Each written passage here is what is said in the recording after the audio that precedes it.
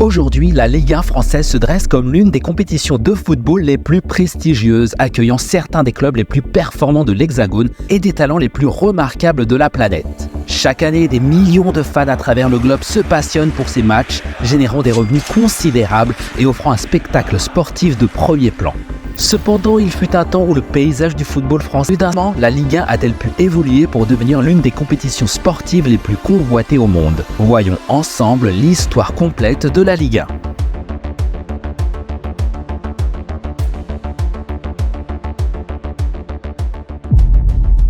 Juillet 1932, professionnalisation du football en France. Alors que les Anglais introduisent le professionnalisme dans le football dès 1885, la France tarde à adopter cette pratique. Ce n'est qu'en 1930 que la Ligue professionnelle de football, LPF, voit enfin le jour dans l'Hexagone. Cette démarche survient dans un contexte où l'amateurisme règne en maître, alimentant de nombreuses controverses liées à des financements illicites et des pratiques peu orthodoxes. Le 1er juillet 1932, 20 clubs amateurs, soumis à des exigences précises, obtiennent enfin le statut professionnel. Ainsi naît la Division nationale, rapidement rebaptisée Division 1 ou D1 dès la saison suivante. 1933-1939, les 7 championnats français d'avant-guerre. Pour la toute première édition du championnat de 1932-1933, 2 groupes de 10 clubs sont formés, l'un dans le nord de la France et l'autre en province. Cependant, un premier scandale éclate lorsque le FC Antibes, premier de son groupe, est rétrogradé au profit de l'AS Cannes, son dauphin. La finale se déroule à Paris où l'Olympique lillois l'emporte sur l'AS Cannes par 4-3. Cette finale demeure la seule de ce championnat car la saison suivante voit la mise en place d'une poule unique, bien que composée de seulement 14 clubs. C'est également lors de la saison 1933-1934 que la Division 2 voit le jour, accueillant les 3 dernières équipes des 2 groupes précédents.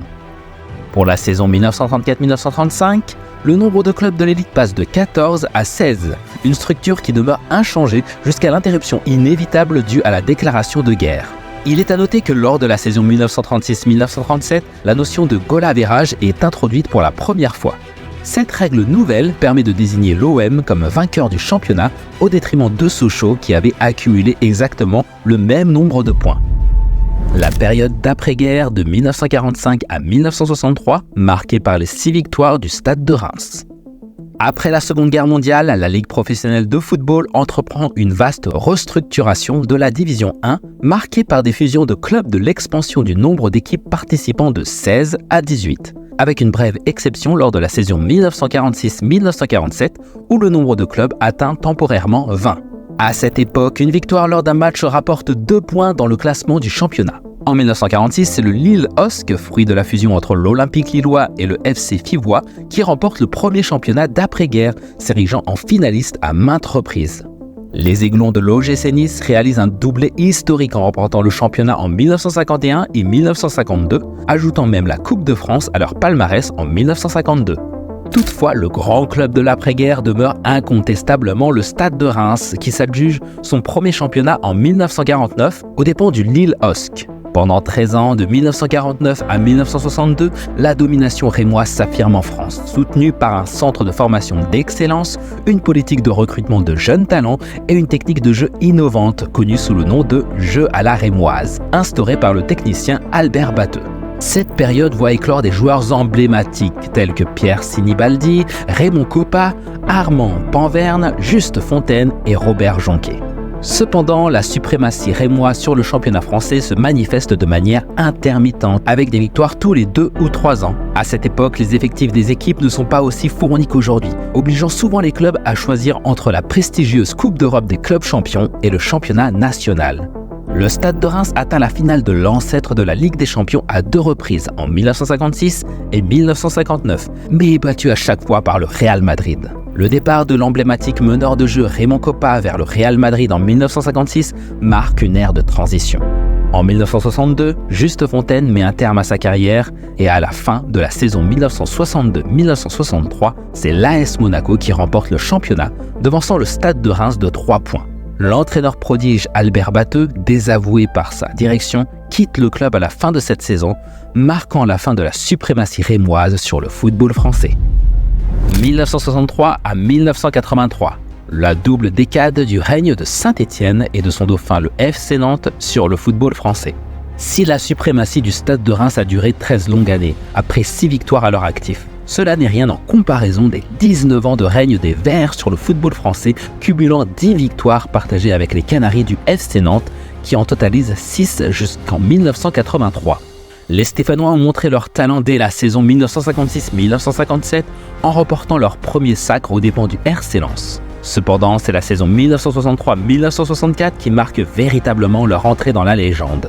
À cette époque, la LPF remplace la règle de la moyenne de buts par celle de la différence de buts. En 1963, tout juste de retour dans l'élite, les Verts prennent d'assaut le championnat, terminant premier et devançant l'AS Monaco de 3 points. La saison suivante, c'est au tour du FC Nantes de remporter son premier titre de champion de France aux dépens de Bordeaux, doublant la mise. La saison d'après, 1965-1966, toujours au détriment des Girondins. S'ensuit une alternance entre les Verts et les Canaries en tête du championnat, avec une prédominance des Verts qui réalisent un quadruplé 1967-1970, puis un triplé 1974-1976. Pendant cette période de domination des Verts et des Canaries, seuls l'OM 1971 et 1972 et l'AS Monaco 1978 et 1982 parviennent à briser ce tandem. L'apogée de la domination des Verts survient en 1970, où non seulement ils remportent un quadruplé en championnat, mais également un triplé historique, Coupe, Championnat et Gambardella. L'OM, leur dauphin en championnat, est relégué à 11 points derrière. Une autre année marquante pour les Verts est 1976, année de la fin d'un triplé en championnat, 1974-1976, qui les voit également à participer à une finale de la Coupe des clubs champions. À Glasgow, les Allemands du Bayern de Franz Beckenbauer éteignent malheureusement la flamme verte sur le score de 1-0, mais les Verts gagnent une popularité qui perdure encore aujourd'hui. Après l'euphorie de la Ligue des Champions de 1976, les Verts laissent la première place aux Canaries, 1977-1983, à l'AS Monaco, 1978-1982 ou encore au RC Strasbourg, 1979. Il faudra l'arrivée de Michel Platini pour que les Verts retrouvent le sommet en 1981, mais ils laissent échapper le titre à l'AS Monaco l'année suivante. Avec leur 6e titre acquis en 1983, les Canaries mettent fin à 20 ans de domination vert-canarienne sur le football français, ouvrant ainsi un nouveau cycle avec l'émergence des Girondins, leur dauphin de la saison 1982-1983. 1983-1988, l'envolée des Girondins de Bordeaux. Les Girondins de Bordeaux ont remporté leur tout premier titre de champion de France en 1950, mais ont rarement réussi à atteindre la 2e place du championnat jusqu'à leur exploit en devenant les dauphins des Canaries en 1983. La saison suivante, malgré une lutte acharnée contre l'AS Monaco, ils remportent néanmoins leur 2e titre, les deux équipes terminant à égalité de points. Cette ascension fulgurante des Girondins au milieu des années 80-90 les mène à décrocher un 3e titre en 1985, suivi d'un 4e en 1987. Cette période marque également leur consécration sur la scène européenne avec 2 demi-finales perdues. En 1985 en Ligue des Champions contre la Juventus de Platini et en 1987 en Coupe des Coupes contre le Lokomotiv Leipzig. En 1987, les Girondins de Bordeaux dirigés par Giresse s'imposent en championnat face à l'OM de Tapi qui commence à exercer une forte pression. L'année suivante, les Bordelais laissent échapper le titre et se retrouvent dauphins de l'AS Monaco d'Arsène Wenger. L'épilogue de cette période faste des Girondins survient à la fin de la saison 1990-1991 où le club est contraint de descendre en Division 2 en raison de problèmes financiers. 1988-1994, la domination phocéenne des années Tapi. Avant la saison 1988-1989, l'OM avait déjà marqué son empreinte sur le championnat. Son premier titre de 1937 avait été suivi d'une 2e consécration en 1948, puis d'un joli doublé en 1971 et 1972.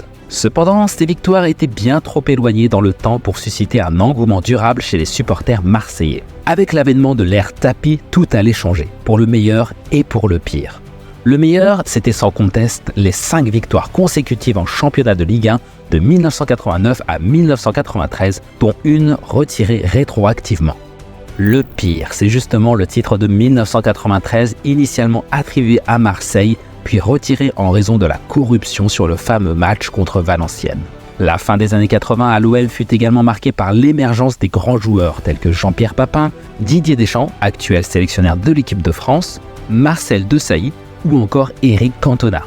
Si les Marseillais dominaient le championnat, ils brillaient également sur la scène européenne. Demi-finaliste en 1990 en Coupe d'Europe des clubs champions, l'OM échoua de justesse l'année suivante en finale contre l'Étoile Rouge de Belgrade après une séance de tirs au but stressante, 5 pénaltys à 3.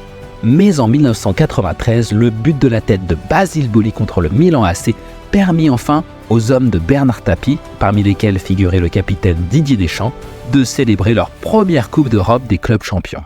L'affaire VAOM, précédemment évoquée, vint malheureusement ternir cette incroyable ascension des Marseillais qui terminèrent deuxième du championnat derrière le PSG en 1994 avant de disparaître du haut du tableau pour de longues années.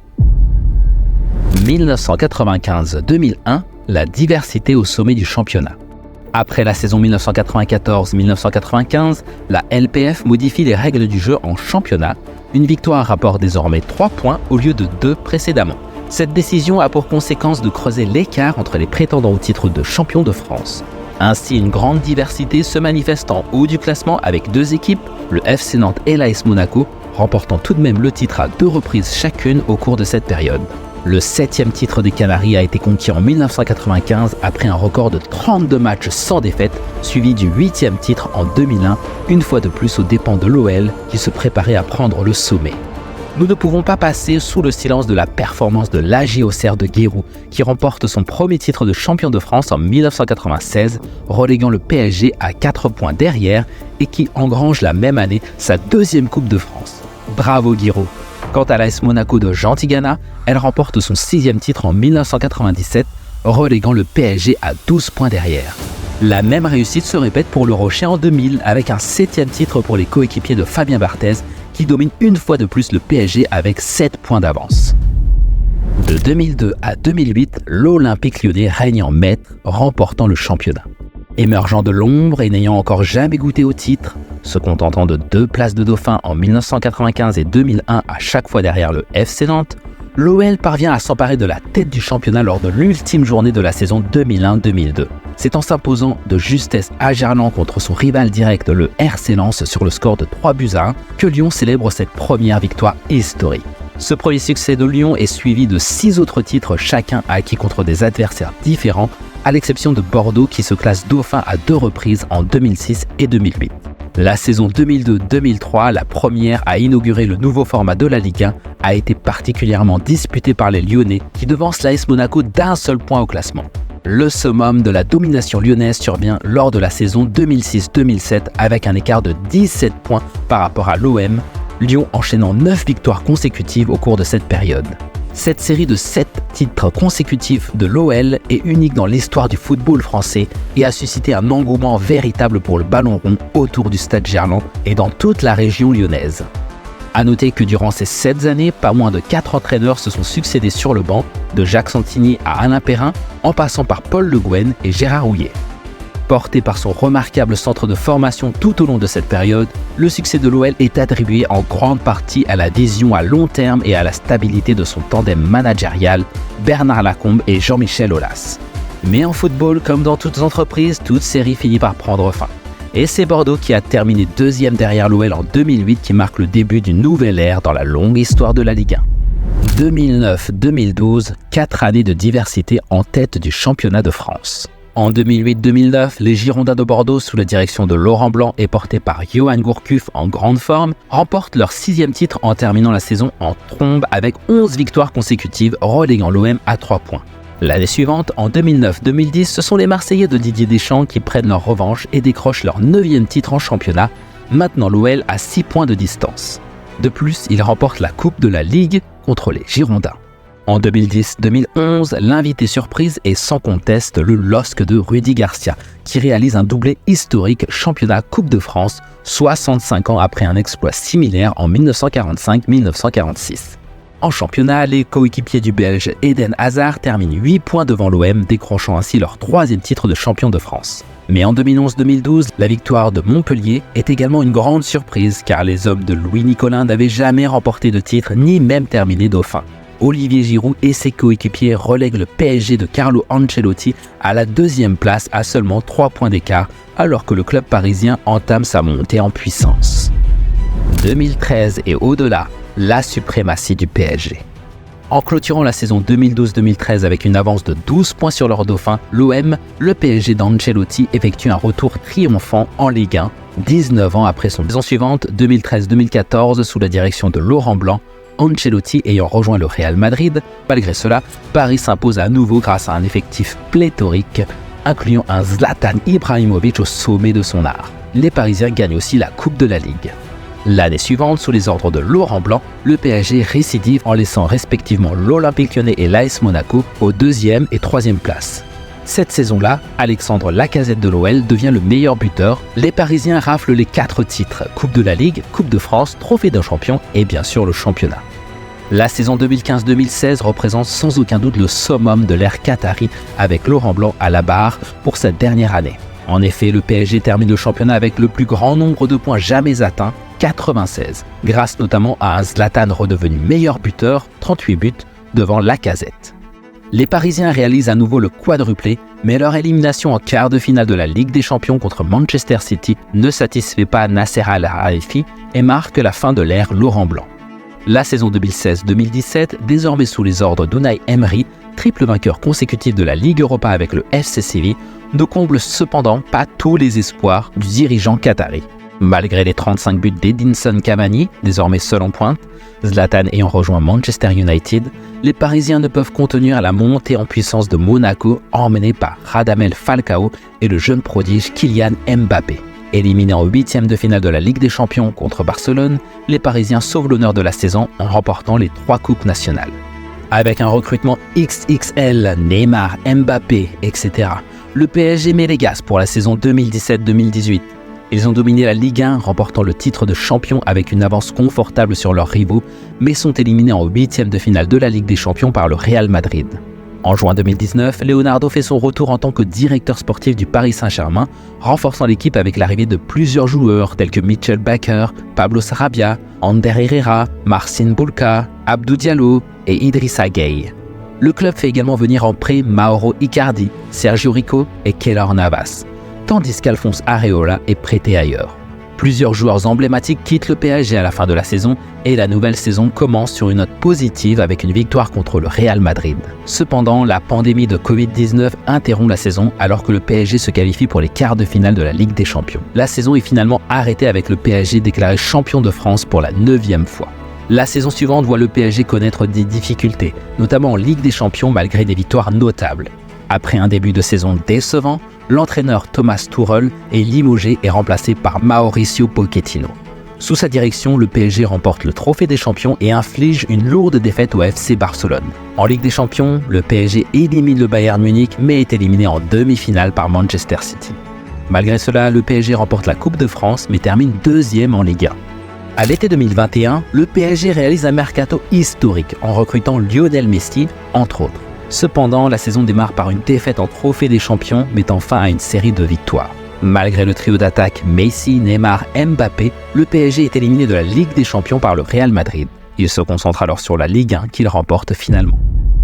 En 2023, le PSG change de cap en se séparant de plusieurs joueurs stars comme Léo Messi, Neymar Jr, Sergio Ramos et Marco Verratti. Ce dernier après 11 ans au club, pour se concentrer sur un collectif fort autour de Kylian Mbappé avec un nouvel entraîneur, Luis Enrique. Mais coup de tonnerre, Mbappé annonce son départ dès l'été 2024 et la question qui se pose est de savoir quel effet ces départs auront sur la Ligue 1 et qui pour remplacer Mbappé. Ça va se savoir bientôt. J'espère que vous avez aimé l'histoire de la Ligue 1. Que pensez-vous du PSG sans Mbappé dont le départ est certain en fin de saison? Ne bougez pas sans visualiser cette vidéo qui s'affiche à l'écran ici. Les tatouages secrets dont les footballeurs ne parlent pas.